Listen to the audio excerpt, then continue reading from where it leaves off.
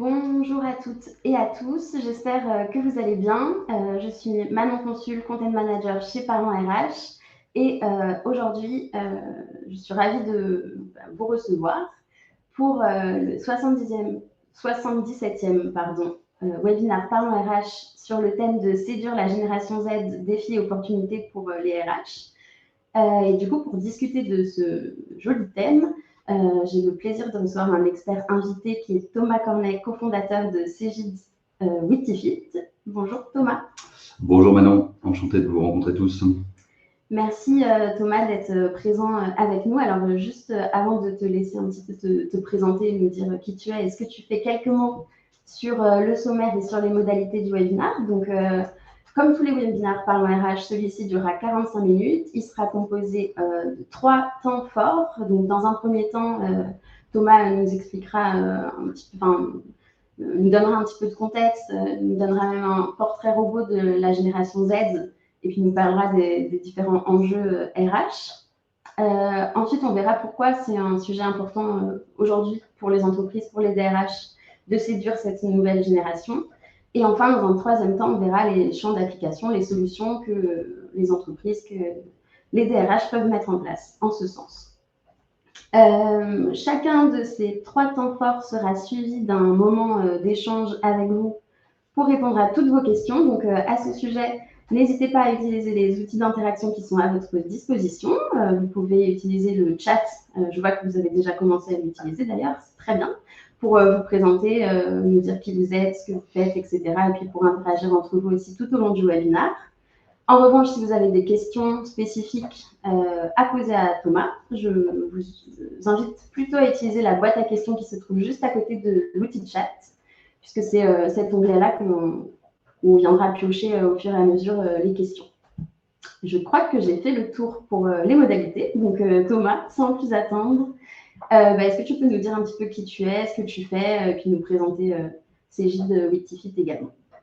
Bien sûr, donc bonjour à toutes et à tous, je suis Thomas Cornet, je suis cofondateur de la plateforme Cegid Witifit qui a été acquise par Cegid il y a maintenant 1 an.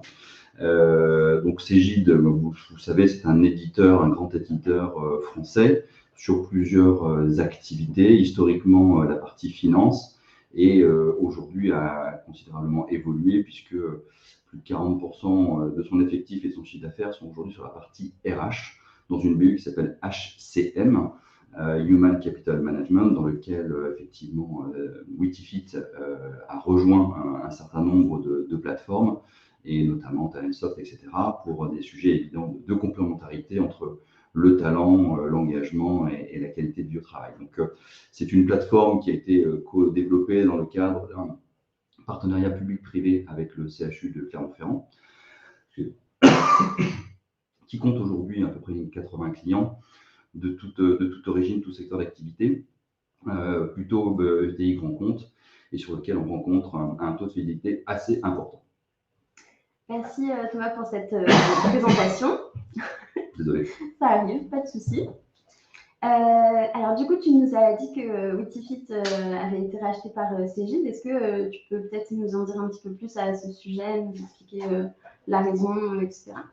Oui, alors Cegid est une structure qui fait la croissance interne mais aussi externe. Et dans la vision que porte Cegid sur la partie Human Capital Management, la notion effectivement de l'écoute collaborateur, des facteurs humains et de l'expérience collaborateur est éminemment importante. Et dans la gestion de ces acquisitions, après s'être occupé de la partie talent avec Talentsoft, Cegid s'est positionné avec la notion d'expérience collaborateur.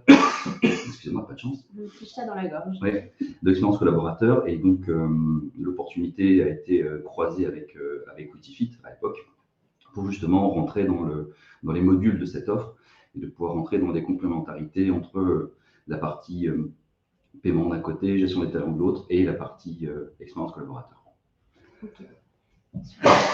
C'est bon. Je m'excuse. Hein. Ça va passer. Ça va passer. Tu en as un petit peu parlé voilà, tu as dit que vous aviez 80 clients à l'heure d'aujourd'hui, puis c'était tout secteur et puis plutôt ETI grand compte. Du coup, au sein de ces entreprises, à quel profil, quel type de personnes est-ce que vous adressez? Alors aujourd'hui, on a, en termes de secteur d'activité, on peut avoir la notion de retail avec Carrefour, on peut avoir la banque assurance avec AXA, on peut avoir la notion d'industrie et technologie avec Thales. On a d'autres comptes, hein, décidément. On a aussi botanique, on a aussi Storage, donc on est vraiment tous secteurs confondus. On est dans l'associatif avec le groupe SOS. On peut être aussi dans le monde sportif audiovisuel avec la Ligue professionnelle de foot. Récemment, on a été au niveau de la Fédération française de rugby. Donc, vous voyez que, en fait, le point commun, puisqu'il y a beaucoup de secteurs, le point commun, c'est les entreprises ont besoin d'écouter différemment, justement, leurs collaborateurs pour, justement, prendre en compte ces éléments de feedback et pouvoir impacter les stratégies RH et managériales qui sont aujourd'hui primordiales, mais c'est bien sûr un des éléments qu'on va voir aujourd'hui avec la génération Z. Ok, donc vraiment multisecteur. Multisecteur, exactement. Dernière question avant qu'on rentre dans le vif du sujet et qu'on parle vraiment de la génération Z. Je vois que votre taux de fidélité est très élevé, donc déjà félicitations. Et en second temps, comment est-ce que tu l'expliques? Aujourd'hui, en fait, on a développé, quand on a développé la plateforme Beautifit, c'est Beautifit aujourd'hui, on avait à cœur d'avoir quelque chose qui soit utile. Et donc, dans la notion d'utilité, il a fallu effectivement se creuser un petit peu la tête et ne pas capter uniquement pour capter, mais on a capté pour pouvoir agir, pour pouvoir intégrer du contenu, faciliter la mise en action des entreprises, des RH, des managers ou autres relais, bien évidemment, au sein de l'entreprise, et pouvoir exploiter tout ce lot de data qu'on a de manière à pouvoir donner une vision aussi des corrélations, exploitation au niveau de la data sur ce qu'on garde. Ce qui fait que depuis qu'on s'est créé, donc il y a maintenant 2014 à peu près, on a fait évoluer la plateforme pour que la pertinence, l'ergonomie, la facilité d'utilisation, mais aussi la facilité d'exploitation, la rapidité d'exploitation et la mise en mouvement soient aujourd'hui utiles. Et c'est ce qui, à mon avis, fait partie de cette fidélité. C'est-à-dire qu'effectivement, on a assez peu de clients qui partent au fil du temps et qui, au-delà de la plateforme, est largement accompagné par ce qu'on appelle une équipe CSM, Customer Success Manager, qui est fondamentalement là pour aider les clients dans passer les barrières de ce que ça peut représenter, parce que ça impacte les cultures, ça impacte le management, ça impacte les RH. Donc, il y a beaucoup de conseils qui sont donnés dans l'utilisation, l'animation, la posture à avoir, etc. Et ce qui fait qu'on a aidé tout au long des années nos clients à passer ces étapes-là et à progresser dans cette notion d'écoute dynamique et intelligente des collaborateurs. Super, merci beaucoup. Alors, sans plus attendre, aujourd'hui, on est là pour parler de comment séduire la génération Z. Et du coup, est-ce que tu peux, Thomas, nous dire de quoi on va parler et peut-être nous faire une portrait robot de cette génération? Je vais le faire parce qu'en plus, c'est le slide porte bien son nom, donc ouais. c'est parfait. Alors, la génération Z, elle suit aujourd'hui la X, la Y, etc. Vous savez que, grosso modo, tous les 10 ans, on a une génération qui apparaît. La génération Y a fait pas mal de buzz. Aujourd'hui, on est sur la Z. Elle a ses propres codes, bien évidemment, et il est intéressant, effectivement, de pouvoir savoir un peu d'où elle vient, comment elle est, comment elle interagit, puisque on le verra, c'est une vague qui va arriver sur le monde du travail, qui est déjà présente, bien évidemment, et qui bien évidemment, ne va que gonfler au fil du temps. Donc, si vous avez besoin de la réidentifier en termes de date, donc ce sont toutes les personnes qui sont nées entre 1990 et 2010, donc qui aujourd'hui ont entre 15 et 25 ans. Alors, ce qui les caractérise au-delà de leur date de naissance, c'est qu'ils sont aujourd'hui 100% digitaux, c'est-à-dire que ma génération a connu Internet et les ordinateurs dans les années 2000. D'autres ont commencé à pouvoir l'utiliser après coup. Et cette génération-là est née avec Internet, est née avec les applications, est née avec toute cette révolution digitale et a des réflexes aujourd'hui complètement digitaux. Et bien évidemment, sont des technivores et vont toujours aller vers la technologie de demain et seront certainement des grands utilisateurs et consommateurs, notamment d'un ChatGPT, mais il y aura certainement d'autres révolutions de cette nature-là. Les deuxièmes, c'est qu'on les a appelés la génération TikTok. Alors, c'est surtout réseaux sociaux, je ne fais absolument pas de pub pour un réseau social ou un autre, bien évidemment, c'est qu'ils sont ultra consommateurs de réseaux sociaux et donc vont pouvoir interagir beaucoup sur ces sujets. Donc on peut penser que c'est juste une consommation, on va dire, personnelle, sauf que, bien évidemment, comme le monde du travail ne s'arrête pas à la porte de l'entreprise, il transpire, bien évidemment, aussi sur les réseaux sociaux.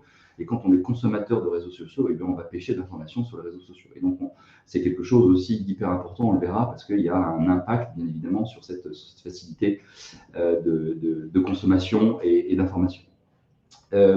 Au niveau de leur vie active, aujourd'hui, bien, ils ont des caractéristiques, on va dire, communes pour certains, avec la notion de stagiaire, parce que la notion de stagiaire existe depuis quand même un bout de temps. L'alternance, qui de plus en plus est devenue un mode intéressant pour tous les étudiants qui veulent justement être dans un monde beaucoup plus pratique. Et puis, quelque chose de plus, effectivement, de plus prégnant dans cette génération que les précédentes, c'est la notion d'auto-entrepreneuriat, où il y a une volonté, effectivement, d'être indépendant et de pouvoir rentrer dans un cycle plus proche de soi, qui écoute vraiment qui on est, comment on est, etc., et qui va obéir, ou en tout cas être la capacité de maîtrise de certains codes. L'autre élément majeur, pardon, on l'a vu, c'est la partie Covid. Donc, elle a touché beaucoup cette jeune génération et on verra que, notamment sur la partie de ces diplômes, certains s'interrogent aussi sur la valeur de ces diplômes donnés, puisque les années ont été largement tronquées, compliquées pour tous ces étudiants qui ont dû aujourd'hui apprendre en mode adapté. Nous, on s'est adapté au monde du travail pour les générations avant.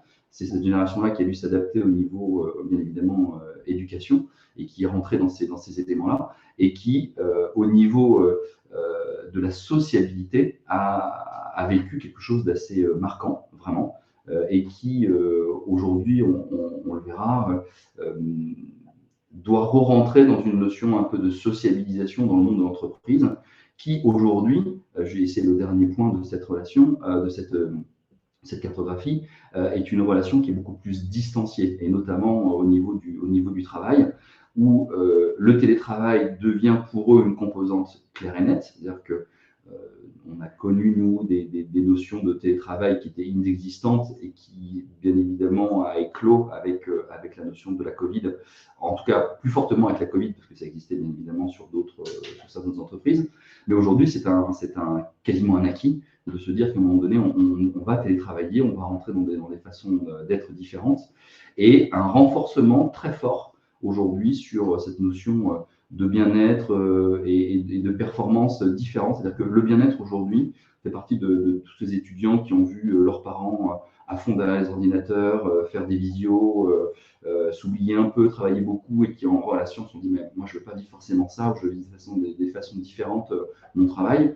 Et cette notion de performance, on verra, qui est un peu différente aussi, où on a un certain nombre de codes qui vont tomber, c'est-à-dire qu'on n'est plus là dans une notion de présentéisme et être à côté de ces managers et autres, mais ils attendent beaucoup plus, effectivement, en termes de performance, le fait de pouvoir être jugé sur justement leurs chiffres, sur leurs résultats, et non pas sur uniquement le fait de discuter ou d'être présent, et donc ce qui va adapter un certain nombre de codes, bien évidemment, au niveau de l'entreprise, c'est sûr. Je me permets de rebondir, Thomas, sur quelque chose que tu as dit. Tu as parlé d'auto-entrepreneuriat, tu as parlé d'une relation au travail plus distancée. Et justement, il y a une étude de Mazar et d'Opinion Way qui montre que un quart des 15-25 ans souhaitent être leur propre patron. Du coup, ça confirme un peu tout ce que tu viens de dire. Et puis, ça montre aussi qu'il y a vraiment un nouveau défi pour les entreprises, pour les DRH, qui est de comment est-ce qu'on leur redonne confiance en entreprise, comment est-ce qu'on les attire, puis c'est aussi le sujet du jour. C'est ça, c'est complètement ça. C'est qu'aujourd'hui, le défi RH est complètement, est encore plus d'actualité. C'est-à-dire qu'aujourd'hui, dans la notion de marque employeur, la notion de recrutement, la qualité du recrutement et comment je travaille dans le monde de l'entreprise, c'est ce qu'on commençait à dire un peu tout à l'heure, ça change clairement. C'est-à-dire que comme j'ai une ouverture qui est née un peu avec la Startup Nation, qui a été largement poussée la présidence d'Emmanuel Macron, et puis je pense que ça va continuer malgré tout, parce que c'est un vecteur fort d'innovation, bien évidemment, et puis c'est un pourvoyeur aussi d'emploi, donc ça ne va pas s'arrêter comme ça. Donc l'offre finalement du monde de l'entreprise a évolué. Il y a une notion un petit peu séduisante autour de cette notion de start-up ou d'auto-entrepreneur, en se disant, voilà, je suis mon propre patron, aujourd'hui, je veux être comme ça ou comme ça, je veux obéir à mes propres codes et travailler de la façon dont je veux. Donc, il y a un peu un chant des sirènes autour de tous ces éléments. En revanche, l'entreprise, j'ai été entrepreneur, donc je sais aussi ce que c'est. Donc, une fois qu'on a démarré sur les chapeaux de roue en disant, ouais, ça y est, je suis entrepreneur, c'est plus compliqué qu'on pense. Donc, l'entreprise a quand même à faire valoir énormément d'atouts, bien évidemment. Et donc, pour recruter effectivement cette notion de talent, puisque cette génération représente les nouveaux talents de demain, bien évidemment, il va falloir travailler sur des leviers qui leur sont propres, qui respectent leur code, justement, qu'on a vu tout à l'heure, parce que c'est un élément éminemment important. Donc, bien évidemment, une fois de plus, la marque employeur va être hyper intéressante, et notamment autour de ce qu'on peut voir sur les réseaux sociaux et sur l'INPS. Donc, on reboucle avec cette consommation extrêmement forte des réseaux sociaux, où eh bien aujourd'hui, quand une entreprise, quand un futur salarié veut voir ce qui se dit dans l'entreprise, c'est assez facile. Il y a un certain nombre de choses qu'on trouve sur les réseaux sociaux. Donc, on sait que les réseaux sociaux, il y a des choses justes et des choses fausses. Donc, il faut aussi avoir ce libre arbitre et se questionner quand même sur un certain nombre d'éléments. Mais effectivement, il y a déjà beaucoup d'informations disponibles sur Internet. Et donc, pouvoir effectivement communiquer pour une entreprise sur ce qu'elle est, sa marque employeur, ce qu'elle véhicule, quelles sont effectivement ses valeurs ou ainsi de suite, ce sont des éléments qui vont être cruciaux parce que dans le processus de recrutement notamment, les futurs collaborateurs, collaboratrices vont regarder, vont se servir sur Internet, sur les réseaux sociaux de ce qu'il y a. Et puis, cette notion de performance globale qui va toucher effectivement cette notion d'engagement. On parlait d'évolution des codes au niveau, bien évidemment, de l'attente une fois qu'on est dans le monde de l'entreprise. Aujourd'hui, cette jeune génération remet en cause beaucoup la notion du management vertical et va beaucoup plus reconnaître un management, en tout cas pas un manager, enfin, un management qui va effectivement être collectif, participatif, coach, qui va travailler avec, parce qu'aujourd'hui, les jeunes générations ont aussi beaucoup de choses à apporter. Le monde du travail évolue vraiment. Je peux en témoigner, c'est-à-dire que quand j'ai ouvert Witifit à l'époque, il y a 10 ans, j'étais pas du tout dans les codes digitaux. Et c'est toutes les recrutements et l'équipe qu'on a constituée, etc., qui nous ont aidés à mener effectivement cette entreprise à bien. Et on n'y serait pas arrivé seul. On y est arrivé avec des personnes qui connaissaient mieux les codes que nous, qui avaient des réflexes par rapport à ça. Et chaque génération apporte son lot, bien évidemment, de réflexes, de capacités, etc.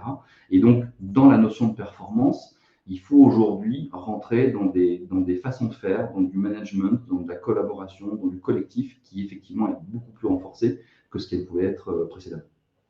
Merci beaucoup Thomas pour ces explications, cette mise en contexte un petit peu, et puis ce portrait aussi. Si on va prendre les premières questions, donc je vous rappelle vraiment si vous avez des questions ou même des expériences, quoi que ce soit à partager avec Thomas et sur lesquelles vous aimeriez qu'il rebondisse, n'hésitez pas à utiliser la boîte à questions. Pour le moment, je vois qu'on a 2 questions sur l'étude. Je pense que c'est l'étude dont j'ai parlé de Mazars et Opinionway. Donc, à ce sujet, donc, je redis, c'est une étude de Mazars et d'Opinionway. Je crois qu'elle s'appelle Future of Work. Je n'ai plus le titre exact, mais vous pouvez facilement la retrouver sur leur site internet ou sur Internet en tapant le nom de l'étude. La différence avec la génération Y, on a une question de Céline. Merci Céline pour cette question. Alors,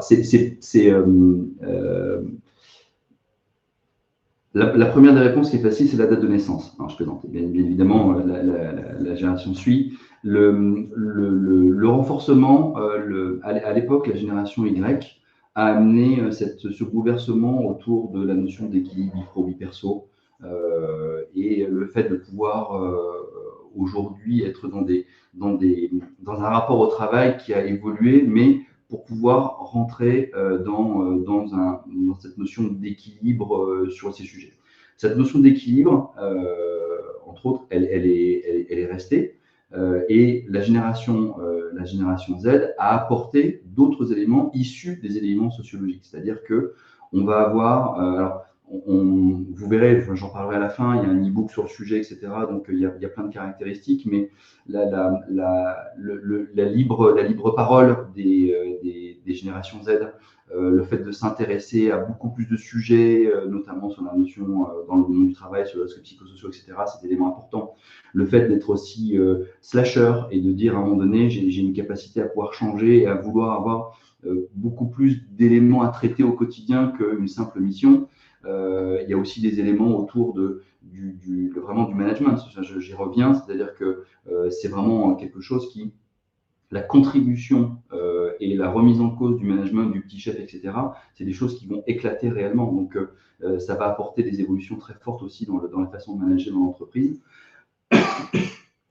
Et puis, on va avoir aussi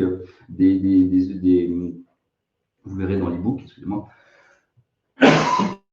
il y a cette notion de slow, mais on y reviendra, le fait de pouvoir de vivre un peu plus au ralenti et de ne pas rentrer dans cette course effrénée sur laquelle on est aujourd'hui confronté. Donc, il y a plein de différences, mais aujourd'hui, c'est celles que je retiens le plus qui vont impacter le monde de l'entreprise. Merci Thomas pour cette réponse. Merci aussi à Céline pour votre question. Et puis, c'est vrai que du coup, Thomas, tu as dit plein de choses qu'on va voir par la suite, notamment pourquoi est-ce que c'est un sujet aujourd'hui qui est important pour les entreprises. Alors, le sujet d'importance, donc vous voyez les 3 niveaux qui sont là.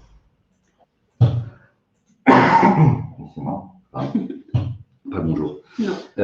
Au niveau quantitatif, alors bien évidemment, une génération en suit une autre, mais aujourd'hui, on est arrivé à un déferlement qui fait que aujourd'hui, la génération Z, vous voyez, ça va représenter dans 2 ans, parce qu'on est en 2023, 27% de la masse salariale. Donc, ça veut dire qu'aujourd'hui, dans l'équilibre des masses, il y a un tiers de l'effectif qui va rentrer dans ces codes et qui va représenter l'évolution des générations, dans la masse de l'entreprise qui va évoluer aujourd'hui. Donc, bien évidemment, ce chiffre ne va faire qu'augmenter sur les sujets et ça va devenir un élément hyper important.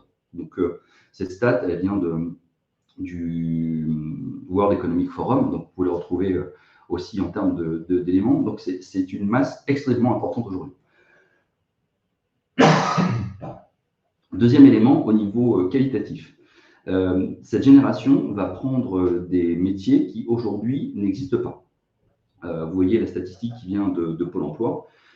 En 2030, on estime que 85% des métiers qui seront aujourd'hui disponibles en 2030 n'existent pas. Alors, ce ne sont pas des métiers qui sont 100% nouveaux, ce sont des métiers qui vont évoluer, bien évidemment, avec notamment la notion de data et ainsi de suite, mais on va être sur une façon de faire, de l'exploitation de data, sur l'analyse, etc., qui va être bien évidemment beaucoup plus importante.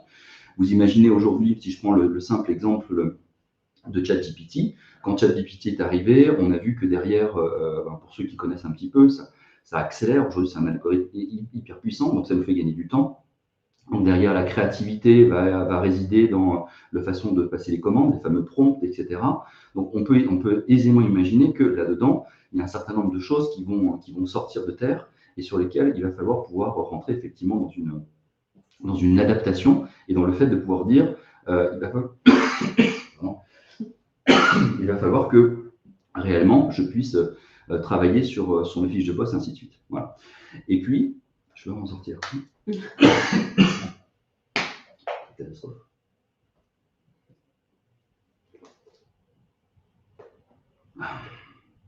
Désolé pour tout ce bruit. Et puis, c'est exactement. Et puis, globalement, il y a un élément aussi qui est hyper important, c'est que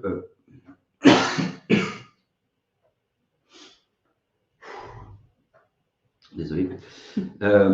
Les attentes de ces collaborateurs sont véritablement vont changer. Enfin, je reviens sur cette notion de critères de la relation de travail.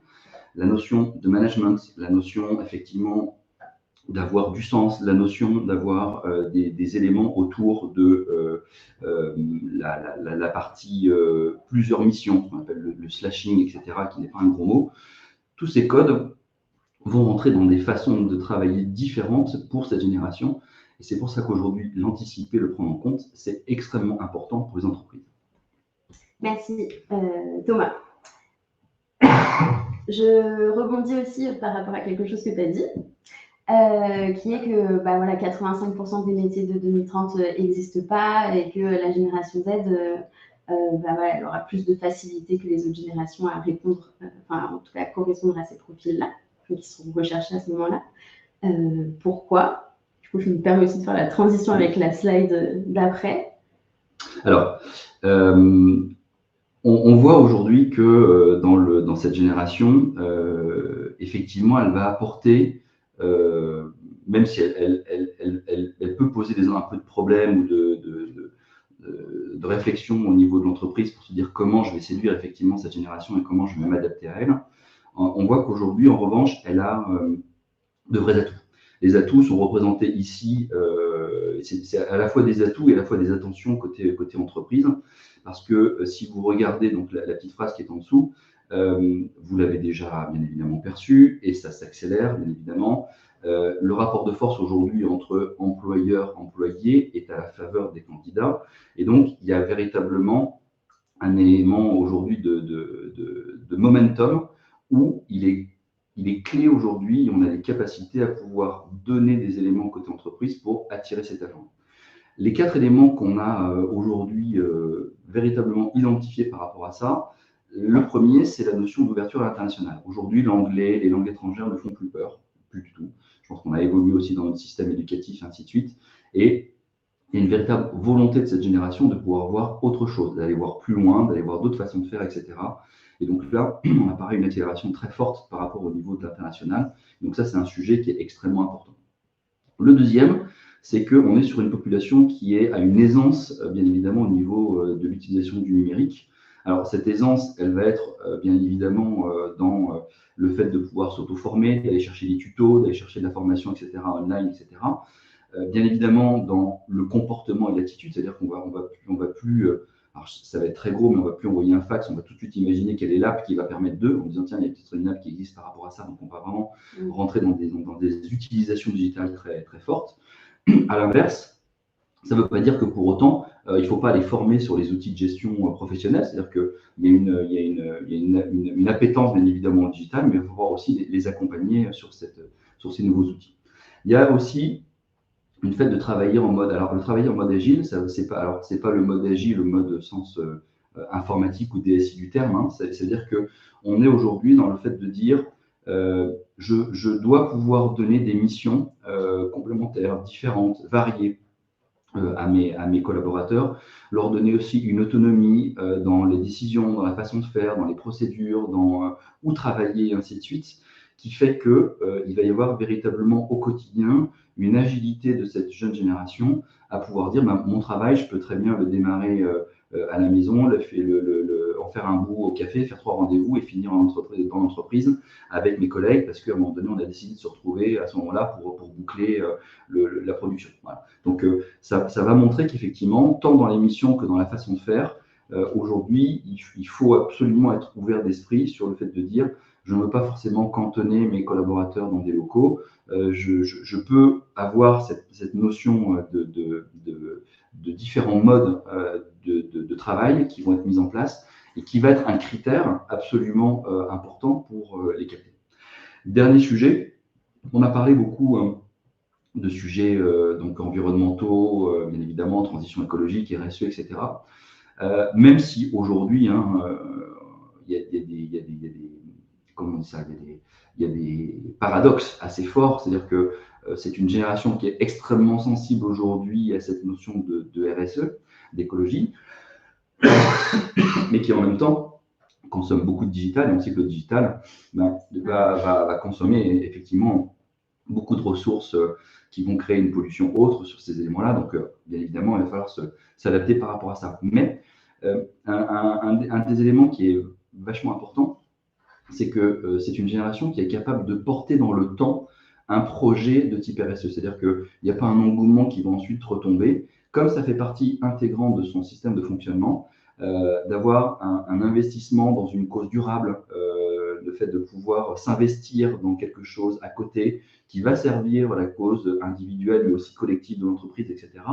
C'est un élément qui est hyper important à prendre en compte sur le fait de dire que je vais pouvoir m'investir et satisfaire quelque part ce côté slasher, autre mission et ainsi de suite, et donner d'autres missions, d'autres éléments qui vont servir justement à la fois l'image de l'entreprise, mais servir aussi l'engagement des collaborateurs, parce que si je les permets de s'investir dans des choses à côté, ça montre que l'entreprise les écoute, veut donner et peut participer également à ce sujet de transition et de RSE. Donc c'est autant de sujets qui sont importants pour l'entreprise, de manière à pouvoir, toujours pareil, attirer, favoriser l'intégration de cette jeune génération. Merci Thomas. Donc pour résumer, on peut dire que voilà, la génération Z, tu l'as dit et tu l'as présenté, elle a vraiment beaucoup d'atouts pour les entreprises et donc ces dernières ne doivent pas attendre pour essayer de les séduire, essayer de les recruter et que c'est maintenant et pas demain. Oui, il ne faut pas attendre. Effectivement, c'est tout de suite. Voilà, ça s'arrête d'attendre que les wagons passent. Aujourd'hui, le train passe maintenant. Et on sait que quand un train passe, il faut sauter dedans parce que c'est maintenant que ça se passe. On reste sur le quai. Sinon, on reste suiveur et donc on ne va pas se détacher effectivement dans sa marque employeur, ainsi de suite. Alors, dans la troisième partie, on va voir justement comment est-ce qu'on peut faire dès maintenant pour les attirer. Mais avant ça, je propose qu'on réponde à quelques questions. Alors, par exemple, on a une question de Cynthia qui nous demande, qui te demande à toi Thomas d'ailleurs, quel sera le rôle selon vous du manager pour cette génération qui fonctionnera de plus en plus en mode agile? Si je devais donner un qualificatif, mais après il peut y en avoir bien sûr d'autres, mais pour le résumer, parce que ce serait un peu le manager coach. Vraiment la notion du manager coach, c'est-à-dire venir épauler les collaborateurs, donc cette génération-là, pour justement à la fois légitimer son approche, c'est-à-dire qu'un manager, c'est pas quelqu'un qui va me donner un ordre, c'est quelqu'un qui va m'accompagner, qui va me permettre de m'épanouir et ainsi de suite, et qui va avoir cette capacité à la fois d'écoute et de donner en fonction des différents éléments. C'est-à-dire que vraiment, je disais au début que la notion du petit chef va voler en éclats. Effectivement, elle a déjà été vachement décriée, mais aujourd'hui, vraiment, ça ne sera plus du tout le cas et ça va être vraiment une raison de démission très forte, si on a une notion de petit chef. Et donc, petit à petit, il faut pouvoir aider les managers, parce que ce n'est pas natif, à avoir cette posture d'écoute, de construction, de collaboration, et de faire en sorte que l'équipe, par cette notion de manager coach, mais qui est aussi donnant avec l'équipe, va pouvoir se porter vers le haut et se tirer vers le haut dans cette notion-là. Et c'est ce type de management qui va être accepté, légitimé et qui va permettre aux personnes, aux jeunes générations de rester. Parce qu'on sait qu'aujourd'hui, pour beaucoup, je crois que c'est Gallup qui disait ça, dans 70% des cas, quand on s'en va d'une entreprise, on ne quitte pas son entreprise, on quitte son manager. Et je pense que ça, c'est hyper important parce que l'aspect direct d'un collaborateur avec son entreprise, et bien évidemment, plus cette entreprise est grande et plus ça sera vrai, c'est le contact direct du manager. Qu'est-ce qu'aujourd'hui je vais pouvoir avoir avec lui quand je sollicite, quand je lui pose des questions. Voilà, c'est pas quelqu'un qui va s'imposer, c'est quelqu'un qui va être à l'écoute et qui va permettre d'aller plus loin. Okay. Donc on n'est vraiment plus dans un management pyramidal. Non, clairement non. On a une... Alors...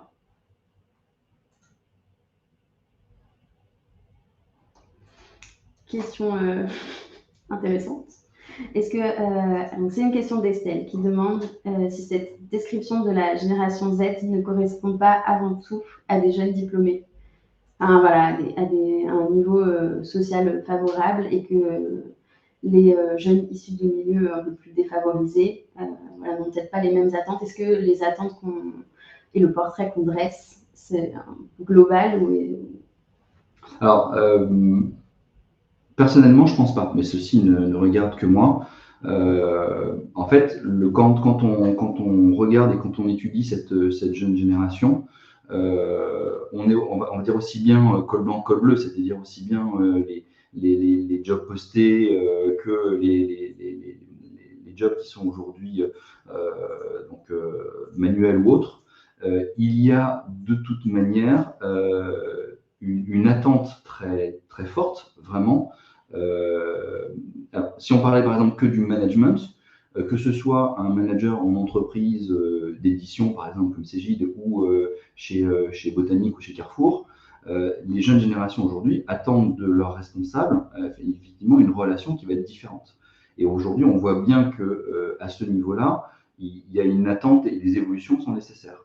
Si on regarde la notion de mission, ainsi de suite, les fameux slashers ou les notions d'intérêt pour des causes de type RSE et ainsi de suite, ça touche tout le monde. C'est-à-dire qu'aujourd'hui, c'est quelque chose qui est ancré dans ce que vivent la jeune génération d'aujourd'hui. La Covid, elle n'a pas touché que les cols blancs et les cols bleus, elle a touché tout le monde.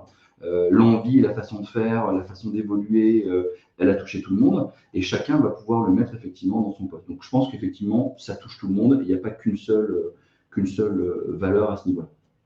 Merci beaucoup Thomas pour tes réponses. Alors, je vois qu'il y a d'autres questions auxquelles on n'a pas encore répondu, notamment une question de Lilian, une question de Virginie, etc. On y répondra juste après, mais il reste 10 minutes, donc je propose qu'on passe à la troisième partie sur justement les solutions qui peuvent être mises en place. Donc, je te laisse la parole. Oui, donc dans ce qu'on a vu, donc entre un peu la partie robot, les attentes et les enjeux qui sont derrière pour les entreprises, le but du jeu aussi, c'était de vous donner malgré tout, selon nous, quelques champs d'application, c'est-à-dire quelques solutions pour l'intégrer. Ici, ce qu'on a voulu mettre, ce qu'on a voulu vous donner par rapport à ça, ce sont des éléments qui, selon nous, reprennent une grande partie des codes attendus de cette génération Z. Donc, l'objectif, selon nous, pour les entreprises, c'est pas de prendre tout ça, c'est de pouvoir potentiellement choisir, alors ça peut être un ou tous en fonction de ce que vous voulez faire, de votre appétence et ainsi de suite. Mais ces éléments-là nous semblent effectivement très forts. Le premier sur la notion de télétravail, c'est-à-dire que s'il y a une tentation à faire marche en arrière sur revenir au bureau et ainsi de suite, sur des éléments comme ça très forts, je pense que c'est une erreur. Je pense que la jeune génération aujourd'hui veut pouvoir à la fois venir et être aussi en télétravail dans des proportions qui effectivement vont être différentes d'un individu à un autre. Il n'y a pas de règle particulière, mais le fait de pouvoir offrir cette notion de télétravail potentiellement même volant, c'est quelque chose de très fort. Donc, ce qu'on a appelé aujourd'hui le smart working, c'est quelque chose sur lequel c'est toujours une constante et il faut continuer à le prendre en considération dans l'organisation. Le deuxième, c'est cette notion, ce qu'on appelait balance, c'est sur le fait de l'équilibre vie pro vie perso, mais plus que ça, c'est cette notion, c'était un peu comme MeToo, c'est-à-dire qu'aujourd'hui, c'est plus un gros mot pour les jeunes générations de parler de santé mentale ou de parler de risques psychosociaux. C'est un élément intrinsèque d'attention et on le voit bien aujourd'hui. Ils regardent les contrats d'assurance fournis par l'entreprise, ils regardent aujourd'hui les rythmes de travail et ainsi de suite. Moi, j'ai un exemple qui m'a marqué. J'ai quelqu'un de cette génération-là qui m'a raconté comment il avait un des éléments qui avait contribué à choisir son entreprise. Il avait choisi simple entreprise et il est allé dans les halls d'accueil. Et il a regardé à quelle heure sortaient les gens. Et quand il regardait que les gens sortaient trop tard, il disait je ne vais pas aller là. Okay. Et je parle effectivement de quelqu'un qui était plutôt câblé. C'était pas voilà, c'était sa volonté, malgré ses diplômes et ainsi de suite, c'était effectivement de trouver quelque chose qui aura effectivement un équilibre pour lui. Et il s'est dit, quand les gens sortent trop tard, c'est un signe et c'est pas forcément ce que je veux faire. Et donc, cette notion de charge de travail, charge mentale, et ce qui pèse aujourd'hui de plus en plus, bien évidemment, sur nous, c'est quelque chose qui est important. On l'a abordé tout à l'heure, la notion du slow. C'est un peu une conséquence de cette notion des risques psychosociaux. On sait que le monde du travail s'emballe chaque année quasiment un peu plus. Et il y a une notion de dire comment enfin, moi, je ne veux pas avoir ce rythme-là. Et cette notion du slow, le slow working notamment, a aujourd'hui un fer de lance qui s'appelle la semaine de 4 jours. Et c'est de se dire comment aujourd'hui je peux intégrer ça dans mon organisation d'entreprise. Et il y a fort à parier que le fait d'adapter les horaires de travail, notamment dans une semaine de 4 jours, il y a 5-6 ans, on ne connaissait même pas. On en voit maintenant un petit peu, voilà, et on sait que c'est de plus en plus à l'étude, etc. Il y a celle dont on parle beaucoup. Je crois que Welcome to the Jungle était très, très ciblé là-dessus et a communiqué, et a très bien utilisé ce sujet-là. Mais il y a plein d'entreprises aujourd'hui qui réfléchissent ou qui ont mis en place effectivement cette semaine de 4 jours parce que on s'est aperçu que finalement, ce n'était pas moins productif et que ça apportait justement une valeur à la fois d'engagement, d'attractivité et ainsi de suite. Voilà. Un élément qui va être important, et je ne veux surtout pas remettre une pièce dans la notion du débat de la retraite, ce n'est pas mon propos, mais en fonction de ce qui va se passer, et il est quand même probable qu'on ait un allongement du temps de travail. Et donc, bien évidemment, cette jeune génération qui à la fois veut faire du slow, va avoir un bon équilibre, etc., ne va pas voir forcément d'un bon oeil que le temps se rallonge, et donc va être très à l'écoute de quelque chose où on va avoir un équilibre justement entre le travail et le personnel, et donc va regarder très attentivement tout ce qui peut être fait en termes de QVT. Je parle du sens noble de la QVT, c'est-à-dire qu'on ne va pas regarder les baby-foot et les panières de fruits, on va regarder effectivement les conditions de travail, à quelle heure les gens sortent, etc., et comment on va être véhiculé ces notions-là dans les réseaux sociaux, et ainsi de suite. Donc, véritablement attentif par rapport à ça. Un autre élément qui est très fort, qui a été d'ailleurs un révélateur très, très fort post-Covid, qui était effectivement avoir du sens. C'est-à-dire qu'aujourd'hui, et on le voit bien dans nos systèmes d'écoute, etc., le sens a une véritable valeur. C'est-à-dire que si vous pensez que le sens, c'est futile, c'est une erreur. C'est-à-dire donner une mission et pourquoi on l'a fait, quitte à revenir pour l'expliciter, ne serait-ce que d'en parler et de se redire pourquoi je fais ça dans l'entreprise, qu'est-ce que j'apporte aux uns et aux autres, c'est un élément fondamental pour faire en sorte que l'équipe, le collectif se sente bien. Voilà. De plus en plus, et vraiment de plus en plus, c'est quelque chose de très fort, et ça vient avant la notion de salaire et ainsi de suite, c'est que je veux avoir du sens dans mon travail. Et c'est un des éléments fondamentaux autour du quiet quitting, qui était de dire à un moment donné, pourquoi je m'en vais. Un des éléments de sens, c'était celui-là. Et puis, la notion d'inclusivité est extrêmement forte aussi, c'est-à-dire dans le respect de la génération, de toutes ces évolutions au niveau de la société, où justice et équité sont des éléments très forts, et d'accepter l'autre tel qu'il est, tel qu'elle est, etc., etc. Ça va vraiment être quelque chose d'important, et ça va rentrer effectivement dans ces notions aussi de RSE et ainsi de suite. Mais cette notion, et l'équité ne sera pas que, on va dire, raciale ou genrée ou ainsi de suite. Ça va être aussi dans les salaires, ça va être aussi dans les missions, ça va être aussi dans le respect du management, etc., etc. C'est vraiment un équilibre dans ces éléments-là, et de respecter toutes les composantes de l'individu qui font qu'il va pouvoir s'épanouir tel qu'il est. Un peu à la McDonald's, venez comme vous êtes, on vous aimera tel que vous êtes et on vous donnera toutes vos chances telles que vous êtes.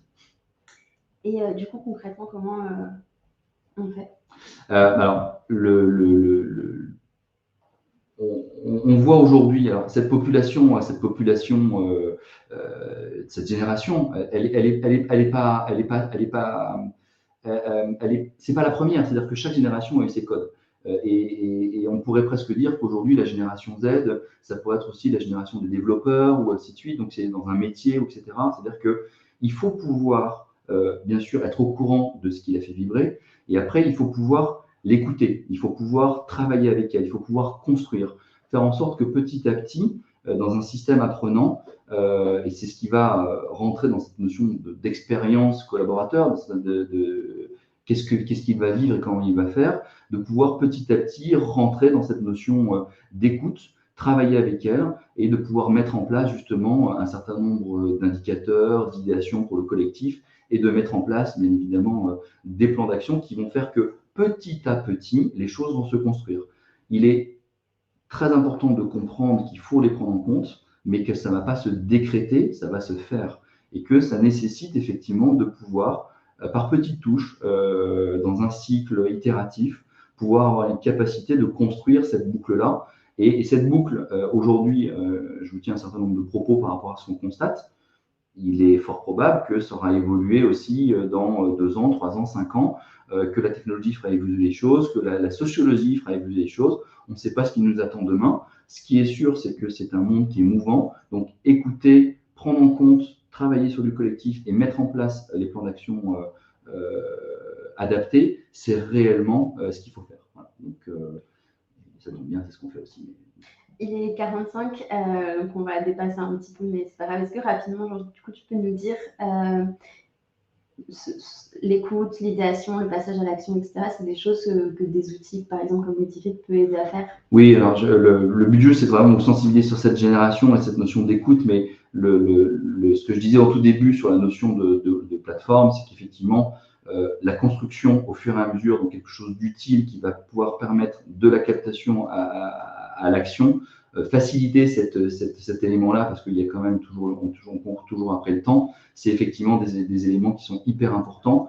Et c'est ce qui fait que, alors, là, je dirais que ce genre de plateforme-là, bien évidemment, font que ce ne sont plus des nice to have, ce sont des must have. Il faut rentrer dans des capacités d'écoute intelligente qui vont donner des lectures, qui vont donner des drivers, qui vont vous permettre de passer à l'action pour vous aider à passer toutes ces étapes, toutes ces barrières, tous ces sauts d'obstacles qui, inévitablement, vont évoluer dans le temps, dans cette année, l'année prochaine, dans les 10 ans, dans les 20 ans, et ainsi de suite. Voilà. Ça fait partie des outils fondamentaux pour créer et faire que cette expérience collaborateur soit la plus importante.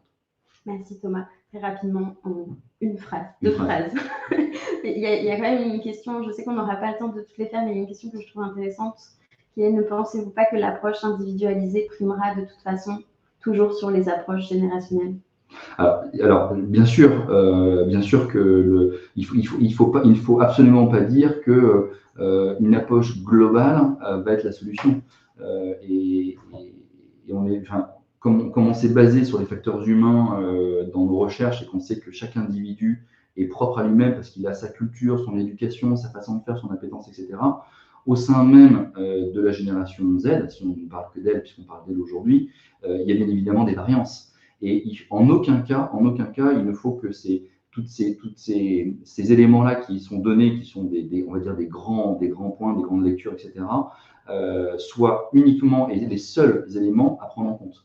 Donc, il faut aussi que le contact au niveau d'une équipe, au niveau du management, au niveau, etc., soit toujours là, parce que chaque individu est propre. Et être sensible à ce que l'autre pourrait dire, hein, parce que je perçois ce qu'il peut être, mais en même temps, quand il va me parler, je vais avoir effectivement des éléments qui sont propres, ça fera bien évidemment la différence. Donc, bien évidemment, Lilian, que l'approche générationnelle, c'est un peu le 80-20, c'est la puissance n'est rien sans la maîtrise. Donc, la puissance, c'est les grands éléments, et la maîtrise, c'est le fait de pouvoir capter individuellement ces éléments-là et vous aider au quotidien. Merci Thomas. Merci aussi Lilian pour votre question. Il est temps de conclure ce webinaire. Donc, merci beaucoup déjà Thomas d'avoir été présent. Coup de com', coup de cœur, c'est les dernières questions. 2 mots. 2 mots. Alors, coup de cœur, on a pris grand plaisir et notre équipe Content a fait un travail fantastique au travers de cet e-book. Donc, franchement, prenez le temps de le télécharger, de le lire. Il y a des mines d'or et d'informations dedans. Donc, voilà, on vous le diffuse bien évidemment. C'était très intéressant et moi j'ai pris beaucoup de plaisir à le lire derrière et à travailler avec cette équipe parce que j'ai appris beaucoup de choses. Voilà. Le coup de cœur, c'est ma voisine ce matin parce qu'elle m'a sauvé la vie. Ouais, mon coup de cœur, c'est ma voisine parce qu'elle m'a permis d'avoir un parapluie alors qu'il tombait des cordes et que j'avais aucun, bien évidemment, vêtement de pluie, etc. Et que je me suis retrouvé, soit j'allais arriver trempé, soit j'allais arriver sec. Et grâce à elle, je suis arrivé sec. Donc, merci beaucoup. C'est un beau geste. Exactement. Et ça prouve beaucoup. Je lui rends grâce. Merci beaucoup. Merci Thomas de ta présence. Merci à vous aussi d'avoir été présent, d'avoir participé. Pour ma part, je vous donne rendez-vous le 6 juillet pour le 78e webinaire Parlons RH. Je recevrai Christian Vérag, qui est directeur de la transformation performance RH et directeur conseil SIRH et QVCT chez Hemming pour parler du sujet votre SIRH est-il performant? Merci à tous. J'ai vu aussi les petites réactions, les petits pouces, donc merci beaucoup. Merci à vous et je vais me soigner, je vais prendre une pastille. À bientôt. Bon appétit.